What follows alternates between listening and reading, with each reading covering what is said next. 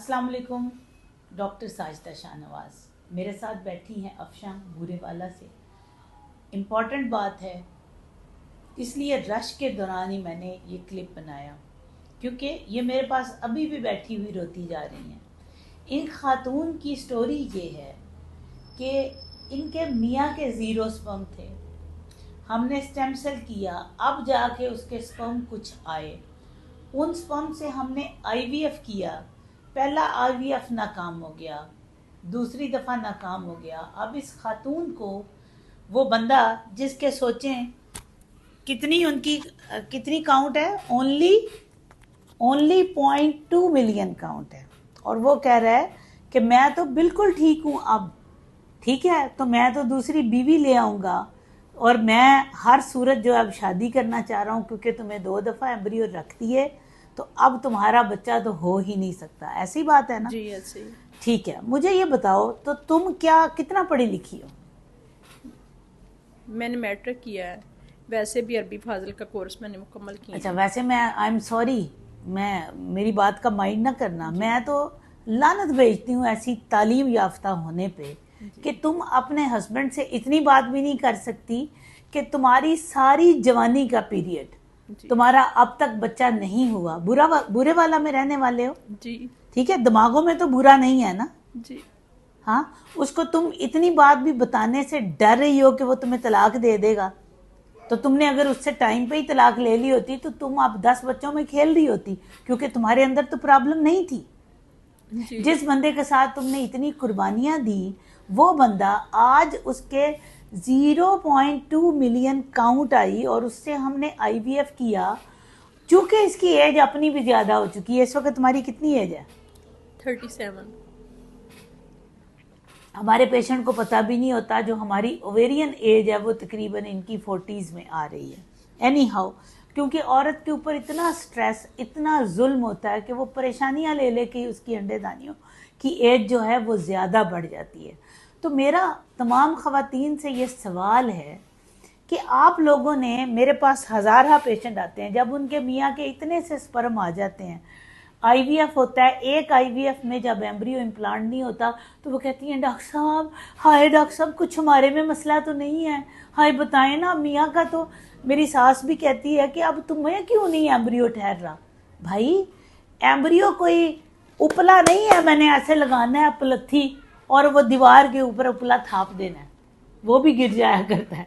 जो लगाते हैं उनसे जाके सुने, मैंने भी देखा हुआ है बचपन में, वो भी सारे नहीं लगते। हाँ, तो ये उपले से भी ज़्यादा कॉम्प्लिकेटेड बात है। इसमें हमने एम्ब्रियो अंदर रखा, आपने क्या समझा कि जिस औरत के आपने शादी के 25 साल ज़ाया कर दिए, उसके यूट्रस के अंदर उसके सिग्नल नहीं चला गया कि बच्चा कभी नहीं आने वाला, अंदरूनी वाल उसकी डैमेज हो गई, उसको मैसेज मिल गए। हमारी यूट्रस, मैंने उस दिन भी बताया था, ये गोश्त का लोथड़ा बड़ा होशियार है, ये मैसेज रिसीव कर लेता है कि कुछ नहीं होना इधर, वो अंदर की वाल ही गुदाज नहीं होती।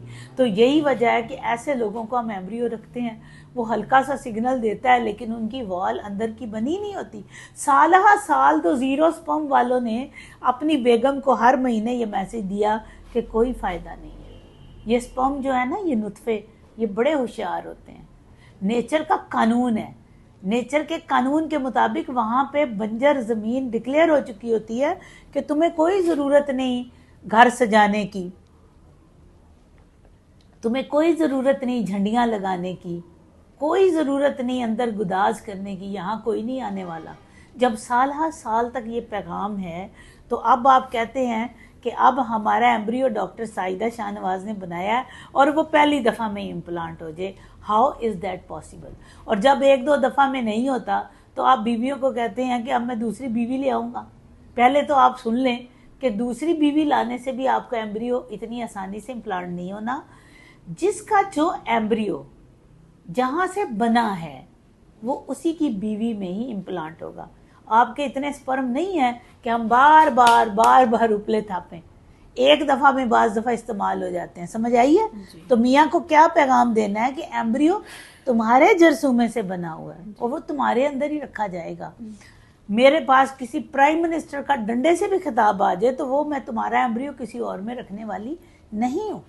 اس لیے وہ تمام خواتین جو اپنے میاں کے جھانسوں میں آ رہی ہیں، کیوں اقرا روزانہ یہی رونا ہوتا ہے؟ ہاں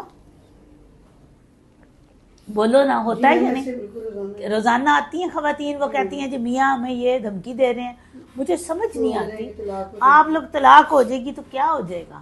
آپ کا رزق بند ہو جائے گا؟ اللہ تو رزق کیڑے کے اندر سے بھی کسی کا نہیں بند کرتا ہے۔ آپ کے مرد کو سرخاب کے پر لگے ہوئے ہیں کہ اس کو ساتھی مل جائے گا، آپ کو نہیں ملے گا، ہاں آپ کو بھی مل جائے گا۔ اللہ نے قرآن پاک میں لکھا ہے کہ دونوں کے لیے میں نے آسانیاں رکھی ہیں، راستہ علیحدہ ہوگا میں دونوں کے لیے۔ تو اللہ صرف بندوں کا تو نہیں ہے نا، خواتین کا بھی وہی رب ہے، مردوں کا بھی وہی رب ہے، تو آپ کو سمجھ کیوں نہیں آتی؟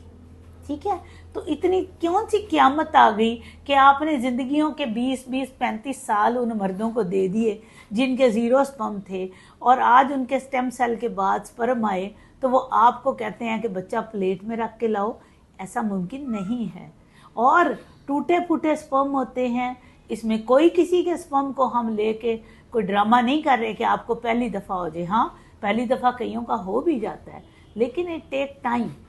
میں جب آپ کو کہہ رہی ہوں کہ حوصلہ رکھیں، یہ وہ کام نہیں ہے کہ جس میں آپ نے ہم نے سٹیم سیل کیے پلیٹ میں بچہ آ گیا، ایزی سفر نہیں ہے۔ اس کے بعد آپ کو اس سفر میں، امید کے سفر میں 1-2 سال اپنے آپ کو ڈالنا پڑے گا۔